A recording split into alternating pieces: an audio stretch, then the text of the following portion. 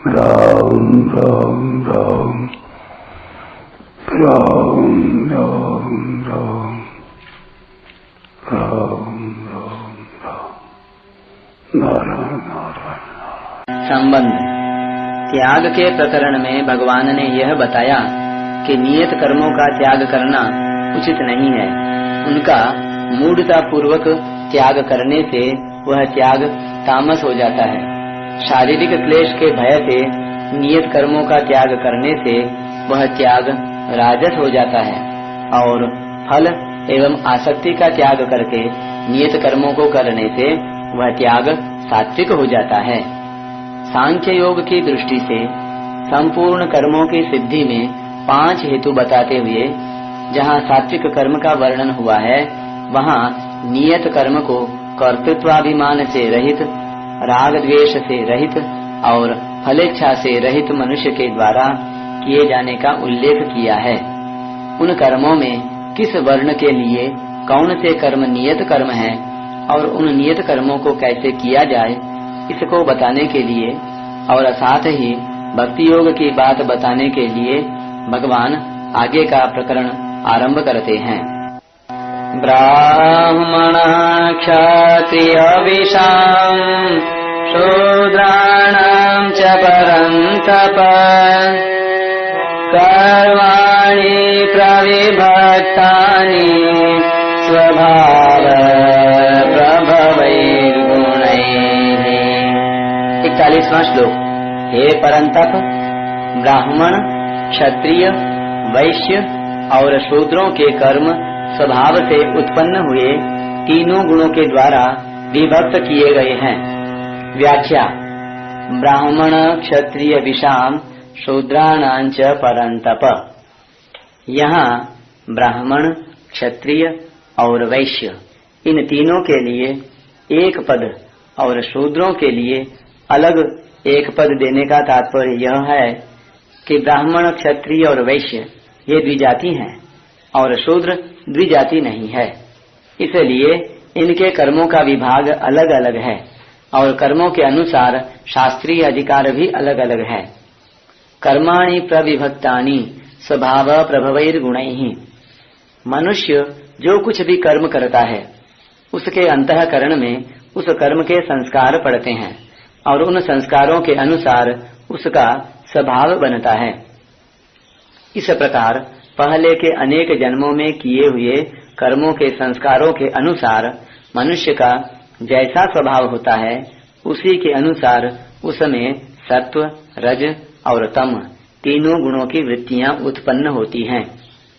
इन गुण वृत्तियों के तारतम्य के अनुसार ही ब्राह्मण, क्षत्रिय, वैश्य और शूद्र के कर्मों का विभाग किया गया है। कारण कि मनुष्य में जैसी गुण वृत्तियां होती हैं वैसा ही वह कर्म करता है।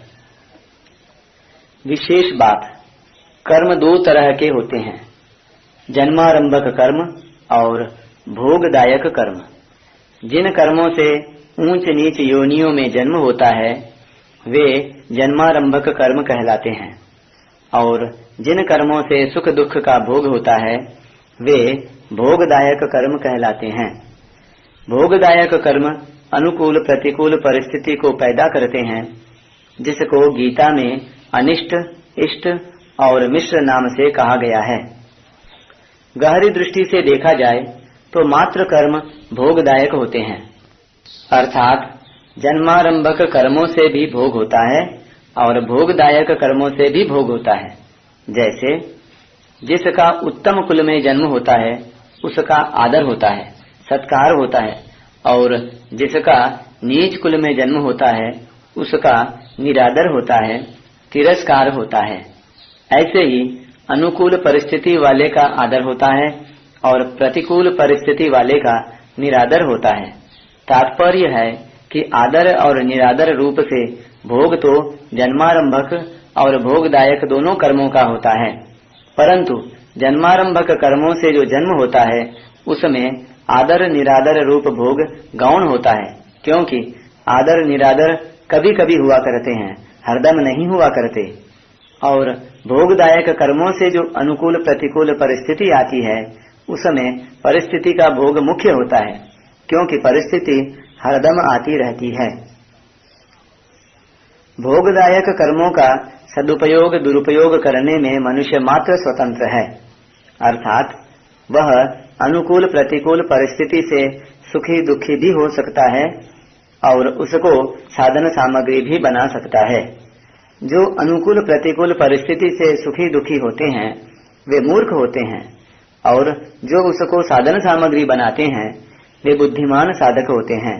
कारण कि मनुष्य जन्म परमात्मा की प्राप्ति के लिए ही मिला है, अतः इसमें जो भी अनुकूल या प्रतिकूल परिस्थिति आती है वह सब साधन सामग्री ही है। अनुकूल प्रतिकूल परिस्थिति को साधन सामग्री बनाना क्या है?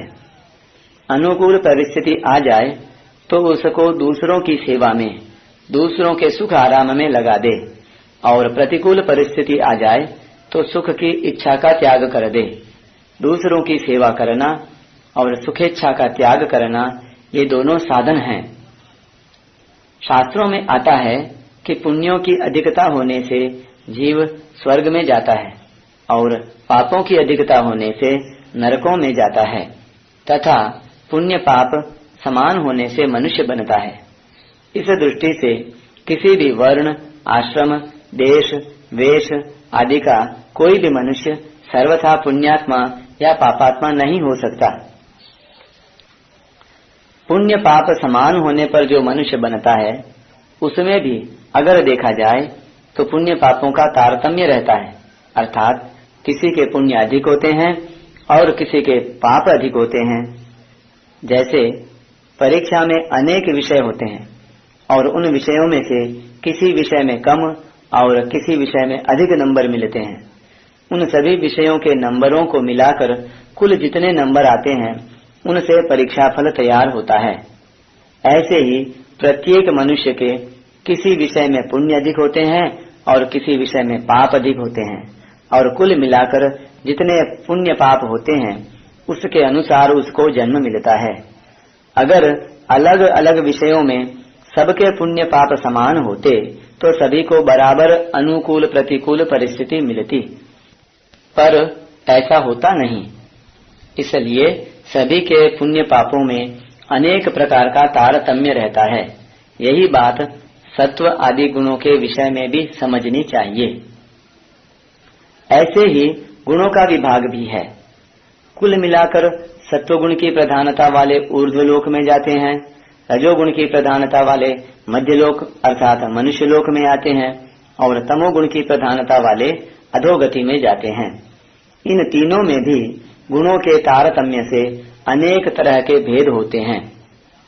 सत्वगुण की प्रधानता से ब्राह्मण, रजोगुण की प्रधानता और सत्वगुण की गौणता से क्षत्रिय, रजोगुण की प्रधानता और तमोगुण की गौणता से वैश्य तथा तमोगुण की प्रधानता से शूद्र होता है। यह तो सामान्य रीति से गुणों की बात बताई। अब इनके अवान्तर तारतम्य का विचार करते हैं। रजोगुण प्रधान मनुष्यों में सत्वगुण की प्रधानता वाले ब्राह्मण हुए। इन ब्राह्मणों में भी जन्म के भेद से ऊंच नीच ब्राह्मण माने जाते हैं, और परिस्थिति रूप से कर्मों का फल भी कई तरह का आता है, अर्थात सब ब्राह्मणों की एक समान अनुकूल प्रतिकूल परिस्थिति नहीं आती। इस दृष्टि से ब्राह्मण योनि में भी तीनों गुण मानने पड़ेंगे। ऐसे ही क्षत्रिय, वैश्य और शूद्र भी जन्म से ऊंच नीच माने जाते हैं, और अनुकूल प्रतिकूल परिस्थिति भी कई तरह की आती है। इसलिए गीता में कहा गया है कि तीनों लोकों में ऐसी कोई भी वस्तु नहीं है जो तीनों गुणों से रहित हो। अब जो मनुष्येतर योनि वाले पशु पक्षी आदि हैं उनमें भी ऊंच नीच माने जाते हैं। जैसे गाय आदि श्रेष्ठ माने जाते हैं, और कुत्ता, गधा, सुअर आदि नीच माने जाते हैं। कबूतर आदि श्रेष्ठ माने जाते हैं, और कौवा, चील आदि नीच माने जाते हैं। इन सबको अनुकूल प्रतिकूल परिस्थिति भी एक समान नहीं मिलती। तात्पर्य है कि ऊर्ध्व गति, मध्य गति और अधोगति वालों में भी कई तरह के जाति भेद और परिस्थिति भेद होते हैं। परिशिष्ट भाव।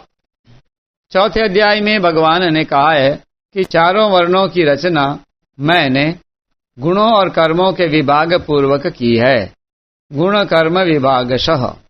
और यहाँ कहते हैं कि चारों वर्णों के कर्म स्वभाव से उत्पन्न हुए, तीनों गुणों के द्वारा विभक्त किए गए हैं। स्वभाव प्रभवैर गुणैः। चौथे अध्याय में तो चारों वर्णों के पैदा होने की बात है और यहाँ चारों वर्णों के कर्मों की बात है। तात्पर्य है कि चौथे अध्याय में भगवान ने बताया कि चारों वर्णों का जन्म पूर्व जन्म के गुण कर्मों के अनुसार हुआ है, और यहाँ बताते हैं कि जन्म के बाद चारों वर्णों के अमुक अमुक कर्म होने चाहिए जिनके अनुसार उनकी आगे गति होगी।